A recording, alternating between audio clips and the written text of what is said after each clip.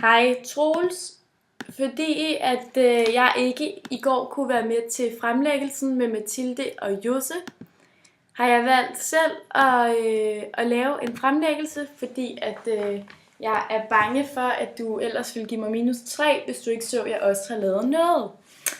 Og i går der fortalte de jo om Indonesien og beskrev Indonesien som region. Det de bare manglede at fortælle om, det var nemlig klimaet, som jeg vil fortælle om. Kort vil jeg lige igen nok repetere noget af det, de sagde. Nemlig, at Indonesien er en... jeg ved godt, at det er spejlvendt, så du ikke kan se det. Så jeg har også lavet en poster, som du får i morgen. Men udover det vil jeg lige vise, så du kan se, at jeg har figurer med. At her er Indonesien hele vejen herhen. Og det strækker sig 5.000 km fra øst til vest. Og det ligger i det tropiske klimabælte. Det vil sige, at det er nogenlunde af 30 grader i dagtemperatur i gennemsnit året rundt. Det består af tusindvis af små øer, men sammenlagt siger man, at der er 6 hovedøer. Her Irian Jaya, her Kupang, her Bali, som er den eneste af de 6 øer, hvor man er hindu og ikke muslim. Her Java, hvor hovedstaden Jakarta ligger. Så er der Sumatra, og herinde Kalimantan. Det er de 6 hovedøer.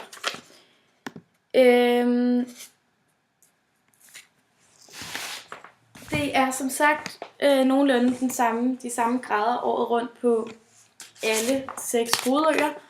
Dog er der lidt forskel på Jakarta, altså hovedstaden i Java. Der er regntid cirka fra december til marts måned. Og det er under nordøstmonsunen, som altså er en sæsonmæssig variation i vindsystemerne nord for ækvator, som medfører, at det indiske ocean i perioden fra cirka december, november til marts domineres af de her vinde fra nordøstmonsunen, og omvendt fra maj til september, så domineres de af sydvestmonsunen. Som du kan se på de her små udklip fra DMI, så kan man altså se, at jeg har ret, at Jakarta, januar, februar, november, december, ikke så meget november, december, men i hvert fald januar, februar og også lidt ind i april, er der altså regntid, hvor det regner helt op til januar, regner det 385 mm, og februar 310, så i april 258 og 175 i november, hvilket er rigtig meget, sammenlignet med juni, juli og august, hvor det cirka er 34 mm. Og ganske rigtigt, så lige nu oktober er jo ikke nogen regntidsperiode, og det kan man ganske rigtigt se her på vejrudsigten, jeg har printet ud, at oktober er der nærmest 0 mm regn. Omvendt, hvis man tager Ambon, som jeg lige kan vise på kortet, Ambon ligger her, Jakarta ligger her, stor forskel geografisk, hvor det ligger.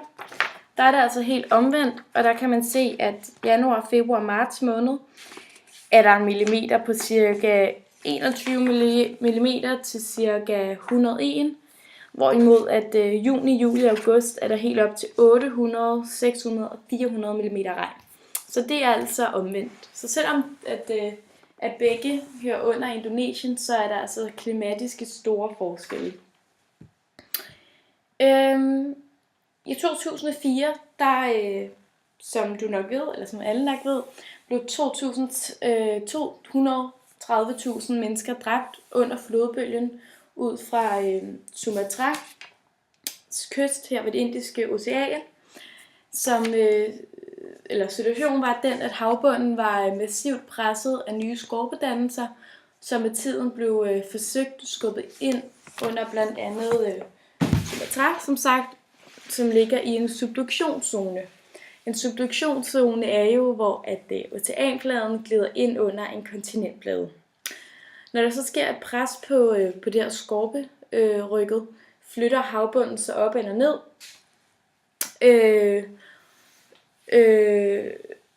Hvilket sker forholdsvis tæt på overfladen, og på den måde skubbes alt havvandet op og prøver at udjævne sig ved at sende bølger i alle retninger.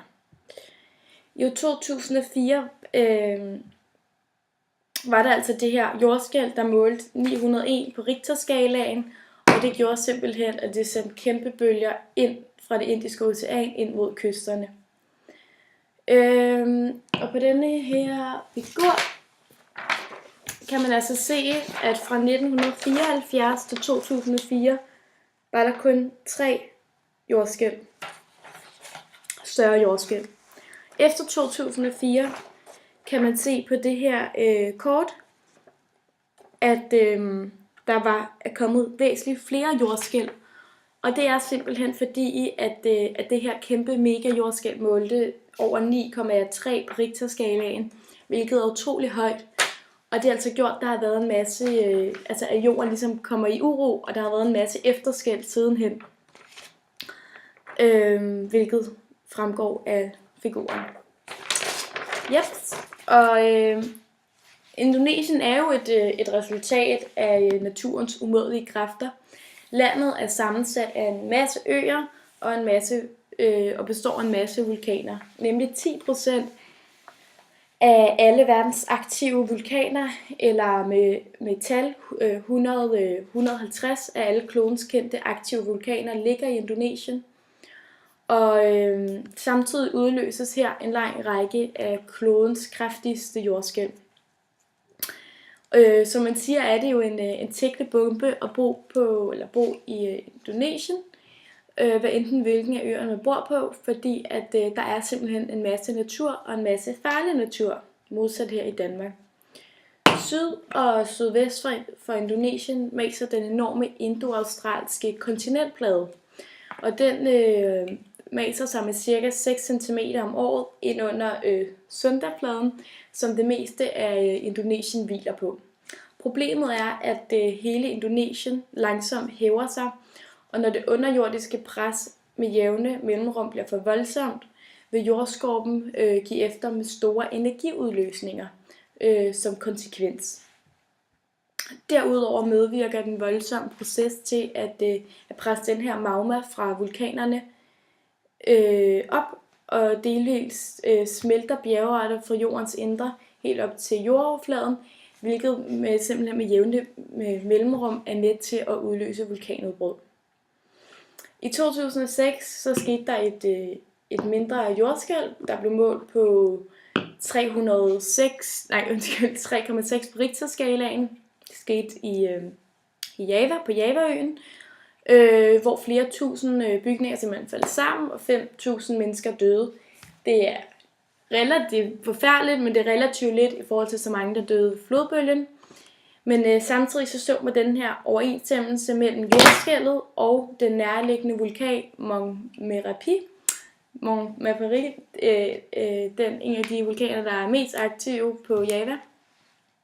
Og aktiviteten blev simpelthen tredoblet efter det her jordskælv, og få dage senere sprøjtede en masse vulkan op